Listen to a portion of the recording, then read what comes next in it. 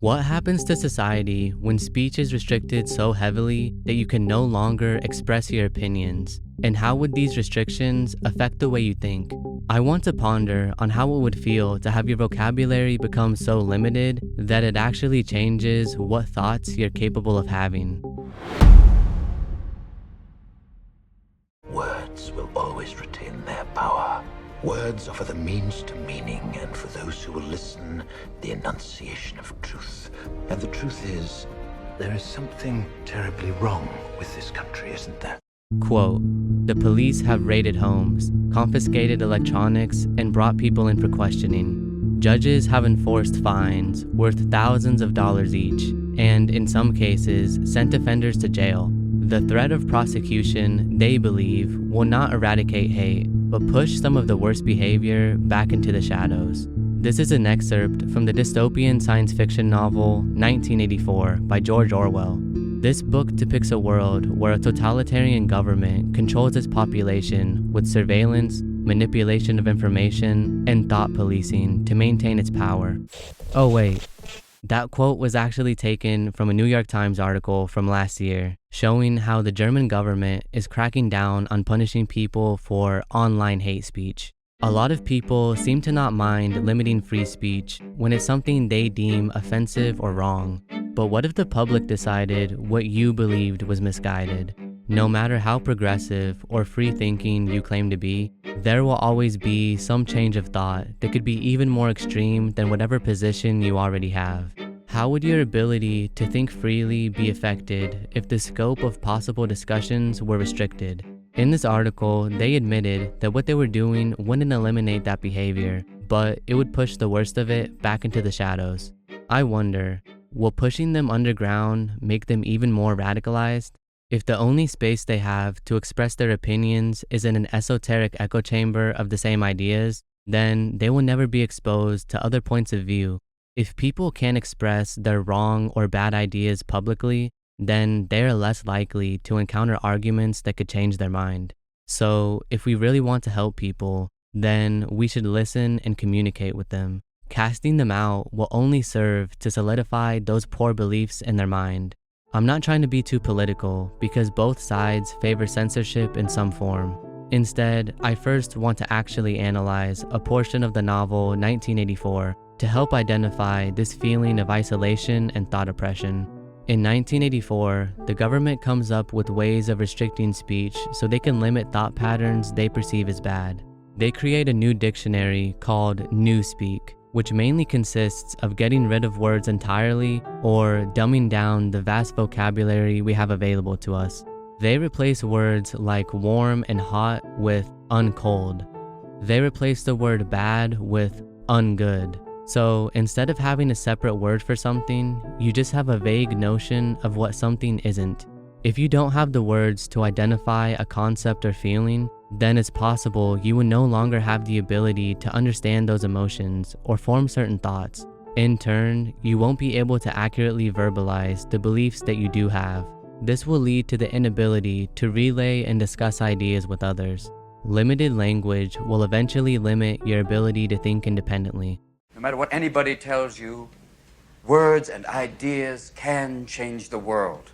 This is how an authoritative government can maintain control of its citizens. If they can make newspeak the new norm for society, and especially with the upcoming youth, then people won't even be able to grasp the concept of rebelling against their leadership. Even if someone internally had their doubts, it would be difficult for them to communicate their concerns with others because of their limited vocabulary. Growing up with this type of language would vastly decrease the ability for critical thought. By this point, feelings of struggle or frustration might not even be identifiable to you. And even worse, you will feel totally isolated in this mindset because, again, you don't have the words to tell anybody about it. With this mental constraint enacted, you will be completely dependent on the authoritative government and will willingly do whatever they say because you've become too dependent and repressed to do anything about it. I'm sure that at some point in your life, you've been confronted about your beliefs in something. Maybe someone was asking you about your religious beliefs and why you did or didn't think that there's a God. Or maybe they were asking about your stance on abortion. Perhaps they just caught you off guard, but you suddenly find yourself scrambling through your mind to remember why you came to the conclusions that you did. And then you find yourself stammering over your words to tell this person why your belief is right. You do this even if the topic is something that you haven't given much thought to recently. You know you must have pondered on them before, but in the moment, you're overwhelmed and just can't articulate your position right now. This uncomfortable state of mind is akin to how it might feel in a dystopian future where you're unable to communicate or identify your ideas. If you silence people you don't agree with and become so afraid to hear alternate points of view, then you won't be able to fully rationalize your own beliefs. If you are never forced to defend your views to others, you might settle into ideologies that you would eventually find as wrong, but you never heard or understood opposing opinions, so now you're stuck in this bad worldview that could have been avoided by open discussion.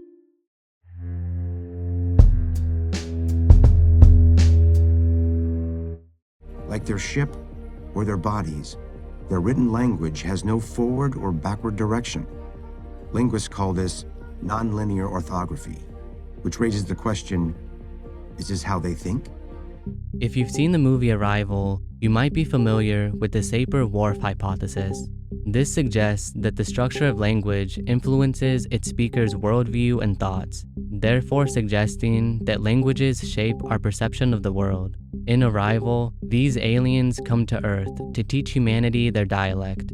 The aliens' perception of time is influenced by their language, so they are able to see the future and know that they will need humanity's help soon. This version depicted in Arrival is the stronger form of the hypothesis, called linguistic determinism. This theory states that one's language impacts that individual's cognitive processes to such an extreme degree that there are certain ways of thought and understanding of concepts that can only be understood by people who comprehend that language. Hence, in the film, this is why Dr. Louise Banks starts to view time in a non-linear way once she understands the alien's language.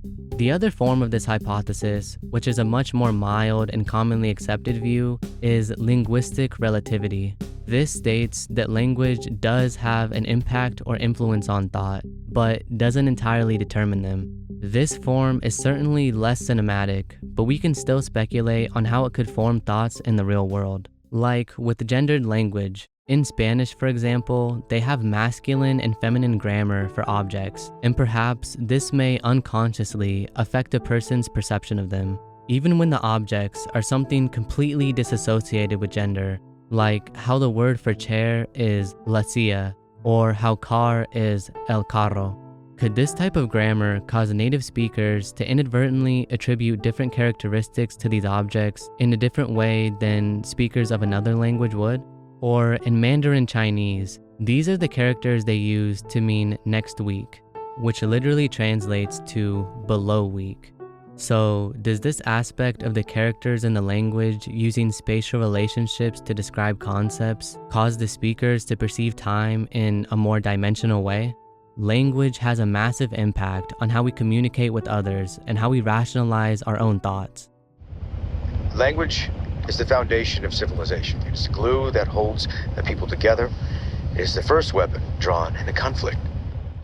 When two people are having a debate, it's almost like a battle of who can come up with the right combination of words to force the other person's brain to the same logical conclusion as their own. Therefore, if you can successfully enact the same thought process into someone else that you had, then they should come to the same verdict.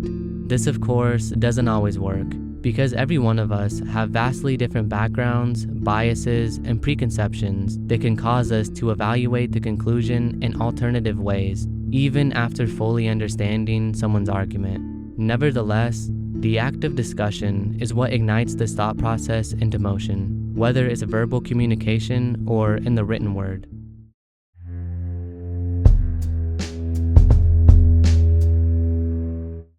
Another depiction of how censorship can restrict your thoughts and understanding of ideas is in the anime Shimoneta, a boring world where the concept of dirty jokes doesn't exist. In this world, the Japanese government is strictly controlling vulgar language and the distribution of pornography, to the point where all citizens are forced to wear these devices to analyze every word they speak. This ensures that they don't say anything against these mandates. This dystopian society is slightly different from 1984 because it seems the government has more pure motives and is just trying to protect people from what they see as immoral or obscene activity. So at least they have good intentions, but is this the best way for them to implement their concerns across society? In this world, many individuals lack basic knowledge about reproductive processes. They can't comprehend them because the vocabulary used to describe breeding is so limited. One girl talks about going to a clinic and asking how the babies are made, and nobody can give her an answer. Part of the reason is, of course, that they know themselves, but they don't want to say an offensive word and get arrested, so nobody can give a specific answer. The students read from their textbooks to understand how sex works, but they don't seem to fully grasp the anatomy and biology involved due to the censorship. To combat this restriction of speech, there is a terrorist group that is trying to rebel against this law and hack their devices to allow them to say vulgar words for a certain amount of time. They launch a scheme at school to have pictures of half-naked women get dropped from the ceiling. However, the students don't have the knowledge or vocabulary to perceive it as sexual, and they can't even describe why they are innately drawn to them. Now, of course, the distribution of pornography should be limited by people's age, but censoring thought to the point where people don't even understand what it is absurd. These restrictions make people less intelligent and do more harm than good. The idea behind wanting to keep children from the corruption of vulgar words seems like a good idea, but in the process, we have to make sure to not overcorrect and cause them to not be able to think for themselves. People need to have the right to say offensive things. The risk of offending someone is necessary to have an honest discussion. Opposition can serve as a catalyst for growth by forcing individuals to confront different perspectives and engage in critical examination of their own views.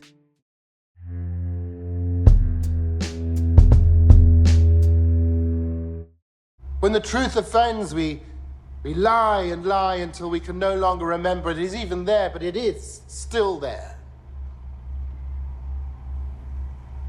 Every lie we tell incurs a debt to the truth.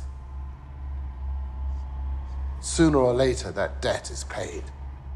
If our language is restricted or our thoughts are hyper-monitored, we will no longer be able to have honest communication with others. Censorship to make things less offensive will diminish honest feedback from others because they will be too afraid of ridicule to present their feelings. And censorship of alternative ideas will also discourage curiosity and free thinking. Dishonesty in society as a whole can create a norm of information being unreliable and distorted.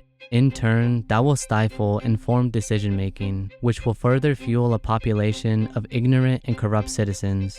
If we don't have the truth to hold people accountable with, then dishonesty acts as a shield to protect liars from consequences. A commitment to telling the truth ties into how we perceive the world. If we know that those around us are dishonest, then we know we have to be skeptical of what they say, and it's more work to seek out the truth. We won't be able to trust each other, and simple problems that could have been easily solved now become a much bigger issue. However, if we know they are honest, sure, a healthy skepticism can remain, but this will create an environment of open discussion and comprehension of others. In the book Lying by Sam Harris, he delves into this subject in an in-depth and easily comprehensible way. By lying, we deny others our view of the world. And our dishonesty not only influences the choices they make, it often determines the choices they can make, and in ways that we can't always predict. Every lie is an assault on the autonomy of those we lie to.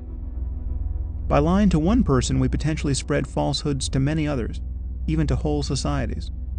We also force upon ourselves subsequent choices, to maintain the deception or not, that can complicate our lives. In this way, every lie haunts our future. I mentioned earlier about how censorship can affect your internal thoughts in negative ways. Likewise, not being able to express yourself truthfully can cause similar constraints. Write something fucking honest. Without honesty, everything around you can feel artificial and fake. This can produce an isolating feeling of loneliness because you won't be able to relate with others about your deep thoughts or establish meaningful relationships. So, in order to foster a world with the free exchanging of ideas and pursuit of knowledge, it's imperative to have uncensored speech so that our discourse and thoughts can evolve for the better. I think the constraints on the First Amendment that are already present, like the punishment for inciting violence or implicitly threatening someone, are sufficient specifications to prevent the worst aspects of free speech while still preserving its advantageous benefits. Whatever happens to you, be honest. Tell the truth. Even if they do look at you funny, they will. But what you gotta understand, son, is that almost all of those people are full of shit.